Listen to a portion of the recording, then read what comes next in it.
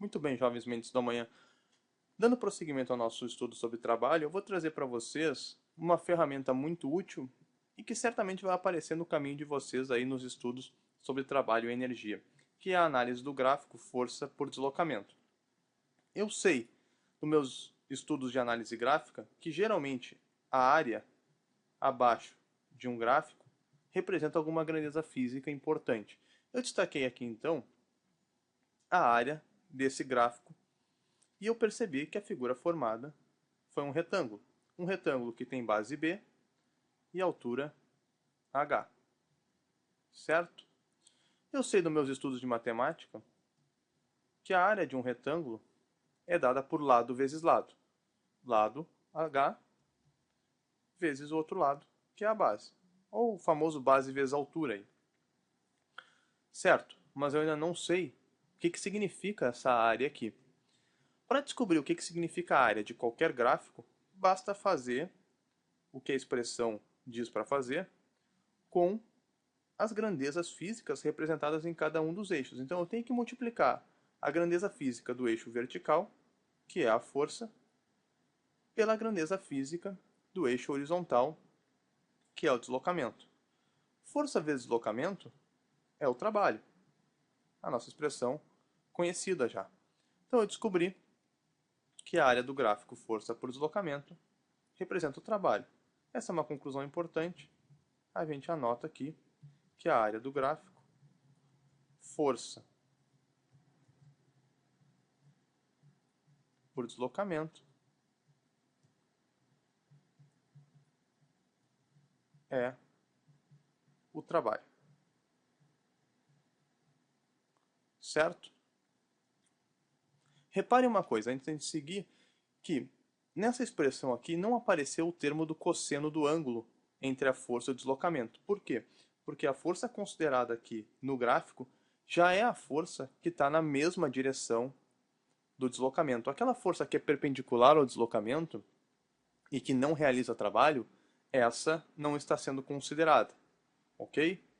Bom, vocês podem me perguntar o seguinte: qual é a utilidade de usar um recurso matemático, que é a área, que vai me levar pelo mesmo caminho da expressão do trabalho? Que diferença faz, nesse caso, calcular pela fórmula do trabalho ou calcular pela área do gráfico? Não faz diferença nenhuma. Isso porque essa força F aqui do meu exemplo, ela é constante. Acontece que nem todas as forças são constantes. A força elástica, por exemplo, que é uma força que a gente vai ver mais além, ela não é constante. Como que a gente faz para calcular ela nesses casos? Primeiro, deixa eu desenhar aqui o gráfico de uma força elástica para a gente poder discutir isso aí. Então eu tenho o gráfico de força por deslocamento novamente. Eu vou desenhar uma força que inicia em zero e vai aumentando conforme o deslocamento vai acontecendo. Tá? Vou tentar fazer mais reto que isso, né?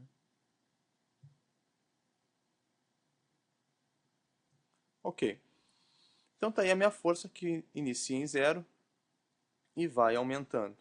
Quando o deslocamento considerado é D, a força valia F. Muito bem. E aí eu percebo que a figura formada é um triângulo. É um triângulo que é exatamente a metade deste retângulo aqui. Então, o retângulo tem a base B e a altura H. A área, então, será dada por base vezes altura, só que base vezes altura calcula a área de todo o retângulo. Eu, então, divido por 2, porque eu só quero metade do retângulo, eu quero o triângulo, certo? Essa área aqui também é o trabalho. O que significa área independe do formato da figura. Só depende do que está sendo considerado nos eixos. Qualquer gráfico de força por deslocamento, independente do formato, a área sempre será dada pelo trabalho. Entendido? Então tá. Sobre área é isso. A gente vai resolver agora um exemplo para aplicar essas ideias.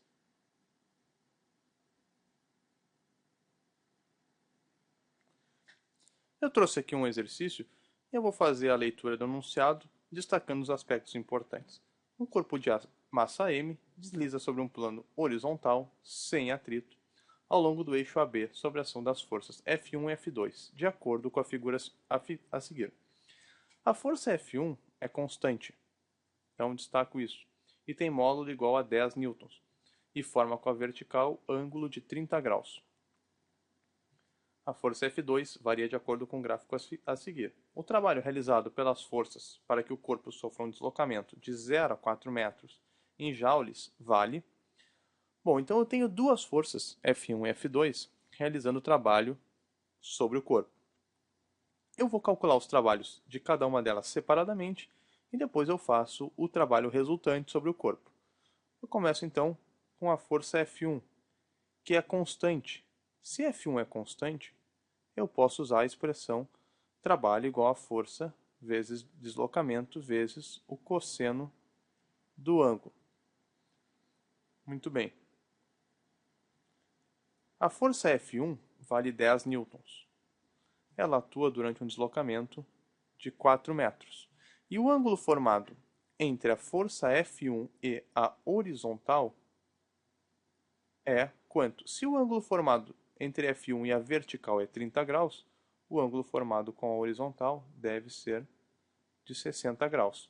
O cosseno de 60, está dado no enunciado, é 1/2.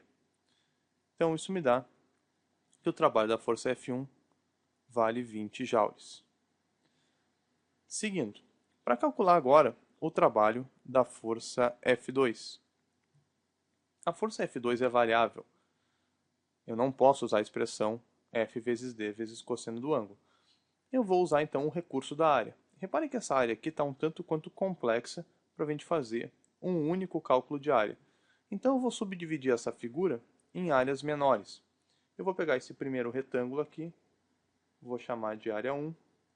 Eu vou dividir este trapézio num triângulo e num retângulo, que eu vou chamar aqui de área 2.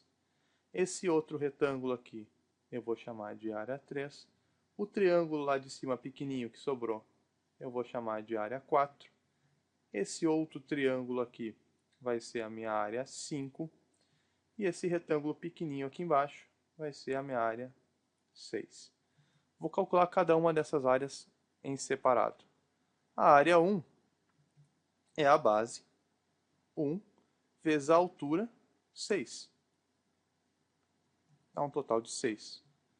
A área 2 também é 1 da base vezes 6 da altura. Reparem que a base inicia em 1 e termina em 2. Não vão cometer o erro de dizer que a base da figura 2 vale 2. Não, a base vale só 1. Ela começa no 1 e termina no 2.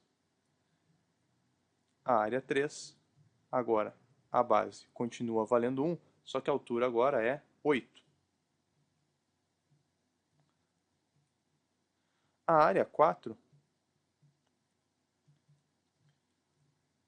é o triângulo pequeno. A base do triângulo também 1. E a altura é 2. O triângulo inicia no 6, termina no 8. A altura 2. Como é triângulo, eu tenho que dividir por 2. Então essa área deu 1. A área 5 é a base do triângulo, que também é 1. A altura, que vai de 4 até 8, portanto a altura é 4. Como é triângulo, eu também divido por 2. Isso aí vai dar 2. A área 6 é só esse retângulo menor aqui, que é 1 vezes 4.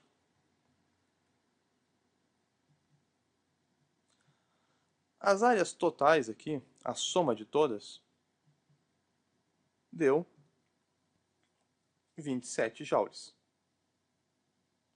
Por que joule? Porque é o trabalho, né? Conclusão, qual é o trabalho total sobre o corpo? O trabalho resultante é o trabalho da força 1 mais o trabalho da força 2.